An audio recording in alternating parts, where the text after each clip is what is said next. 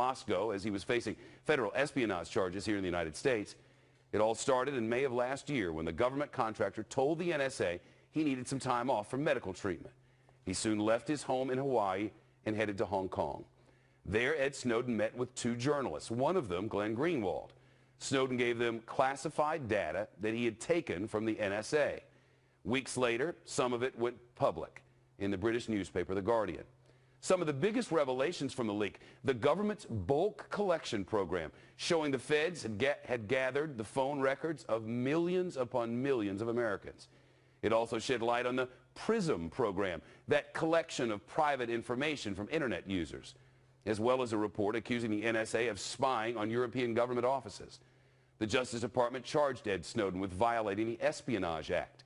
The feds revoked his passport. Right now, he's living in Russia, pretty much out in the open, we're told, giving speeches and lectures. Glenn Greenwald recently wrote a book about the whole situation called No Place to Hide, the USA and the U.S. Surveillance State. And he's with us on the Fox News deck this afternoon. It's good to see you. Thank you. Great to be here. How's he doing? He's actually doing really well. His assumption was that he would end up in a U.S. prison for the rest of his life, which is what made what he did so courageous. And yet he's free. As you said, he participates in the debate that he helped around the world to trigger, and he's extremely satisfied that he feels he did the right thing. And when you have a clean conscience, that provides a lot of happiness. Why not come home and face this? He would come home if he thought he could get a fair trial. The problem is that he's charged with this Espionage Act, which was written in 1917 by Woodrow Wilson, designed to criminalize dissent against World War I. And under that law, he is barred. He would be barred by a judge from coming and making the defense he'd want to make, which is, I did this because it was improper to conceal it and the public had a right to know. You're not even allowed to raise that as a defense, and his conviction and probably life imprisonment would be all but guaranteed. You're about to release more from this list of documents, and from what I've read, we're going to learn the kinds of people, at least, that the NSA was targeting? And some specific people as well. I mean, this is... Individuals? Yeah, individuals. Like who? Well, I can't break the story on your show as much as I would love to, but the story is imminent. But, you know, I think that is what does that the mean? question. Is that today? Is it tomorrow? My colleagues at the office will kill me if I give you a specific time frame, because that puts great pressure on them. But it's really, really soon. And you know, I think that is the key to think about, is that we shouldn't think about powers we give to the government only when we like the people with that power or like how they're exercising it. The founders instructed us to think, do we want government to have power when people we don't trust are exercising it in ways we don't like? And we shouldn't want the government with the power to spy on us in the dark and with very little accountability. How much concern that if you release this, others are compromised? We have been extraordinarily careful about the documents we publish. Well, lots of people disagree with you. Well, I mean, the proof, though, is in the pudding. Edward Snowden gave us many tens of thousands of documents over a year ago, and in that time we published a very small percentage of those documents because at his insistence, we only published that which the public needed to know to have a debate about surveillance without compromising any lives or putting people in danger. And I think, you know, if you look at how careful we've been, that shows you what kind of source this was. You were on Bill Maher over the weekend, and we were talking about this ISIS group with others who are with them, obviously, and running to create a caliphate across the north of Iraq and Syria.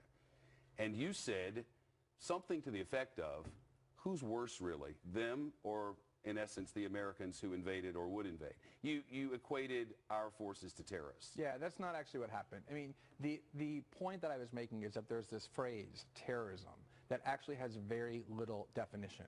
It doesn't mean really much of anything. It's a fear-mongering word that the government invokes every time it wants to justify its policy, from torturing people to putting people in Guantanamo without charges. People are terrorizing. No, but okay, Glenn. I've seen the video. No, but so I mean, they chop people's heads off. Yeah, and my point was that the United States and lots of other countries engages in some really severe violence as well. When we invaded Iraq, we called our invasion shock and awe.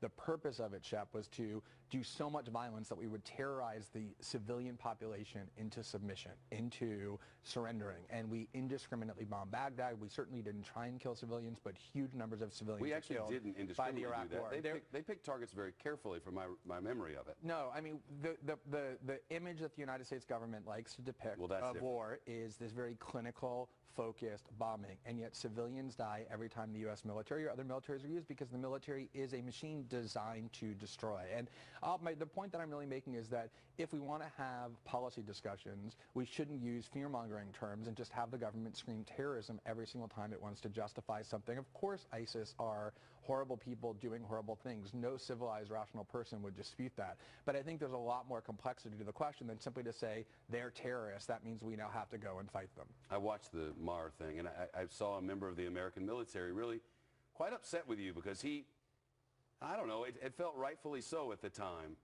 that you were equating them to terrorists, these men and women who really do enlist, most of the ones I know, to go fight for our freedom and to be good Americans. I don't think anybody can question and even vehemently criticize decisions by our political leaders to send people to war, and nobody should hold the soldiers who are sent there responsible for that decision. And so the question of, is an invasion that's aggressive in nature and based on false pretenses of a sovereign country like Iraq terrorism, that has nothing to do with blaming the soldiers who are sent to that country by political leaders who they can't question but have to obey. I think everybody has learned in the United States to distinguish between political leaders and the soldiers when it comes to questioning and even condemning war decisions.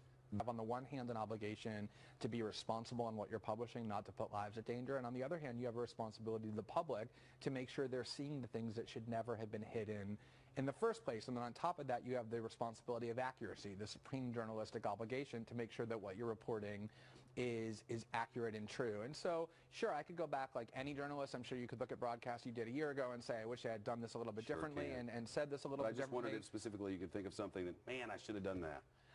You know, no, I mean, on the whole, I think the debate that has been triggered around the world and that is sustained a year later, not just in the United States, but globally, about surveillance and privacy and the dangers of having governments use power in the dark, has been a really healthy one. And on the whole, I'm really gratified by what we were able to achieve. Do you spend any time worrying that people might have died in this? No, and the reason is because, I mean, you know, it's like saying, do you worry that your last broadcast caused the death of people? If I said to you, maybe your last broadcast caused the death of people, you very rightly would say to me, well, how did that happen? What is it that I said that caused people to die and which specific people died? There's never evidence presented by anybody that. But as you've heard before in these interviews, because I've seen most of them, we don't know when CIA people die. Shep, I know one very well who did things that he couldn't talk about for America, and he said, when I'm gone, you'll hear about a car wreck in Arizona, but that's not what happened. I've heard people say all the time that Fox News puts men and women in war and danger by criticizing President Obama. Well, and before I believe that, I would say... Did MSNBC do that? Yeah, well, that's my point. I would want to hear evidence before I believed any of those kinds of accusations about other journalists. And so if people have evidence that we did that, I can guarantee you if any of the stories that we publish from these Snowden documents caused the death of anyone, people in the Obama administration would be running to the New York Times in order anonymously to plant that to discredit the journalism that we're doing. The fact that they haven't, that they can't point to any of these harms, means that no rational person should be willing to entertain those kinds of inflammatory accusations. Has there been pressure on you not to release the names of those who were targeted by the NSA in this upcoming revelation? Huge pressure. What kind of pressure? The NSA saying that we will be unveiling legitimate surveillance targets. And, you know, the J. Edgar Hoover FBI made the same argument to people in the 60s and 70s when they unveiled those kinds of surveillance programs that were targeting right-wing groups and anti-war leaders and civil rights leaders. They said these are genuine threats and you're going to be disrupting legitimate law enforcement. That's what the government always says when you expose their secrets or bring them onto transparency. You've said that so many of these, the items within these documents have not been released because you used journalistic integrity and decided not to.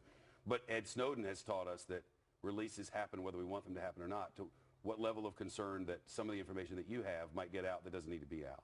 Well, the really good thing is that Edward Snowden was a highly trained operative in how to protect sensitive electronic data from unwanted disclosures. Well, that's not what you hear and read. I mean, I've seen the pushback on the other side. No, I mean, there's no question. He trained CIA officials on how to protect some of their most sensitive information electronically. And we have used the highest forms of encryption. The only people who have lost control of any NSA documents are the NSA and the GCHQ. We have never lost control of a single document. We've been extraordinarily careful with how we've managed this information. It'll come out at the Intercept. Have you talked to any of these people who've been targeted or the kinds of people who've been targeted? Yeah, I mean, that was one of the reasons it took so long, is because we're not going to expose people as being NSA targets who don't want to be exposed. And there are people who don't want to be exposed even though they think it was invalid because they feel it'll harm their reputation or compromise their privacy. But all the people on whom we're reporting consented to it. They participated in the story. They spoke on camera. We're publishing video. Will we recognize these names and some of these people? You will definitely recognize some of these names and some of these people. From politics, from government, from what? From a little of all of that. Okay. It's imminent. And we'll watch for it. Very good. Glenn Greenwald, it's nice to meet you. Thank you. Great to be with you.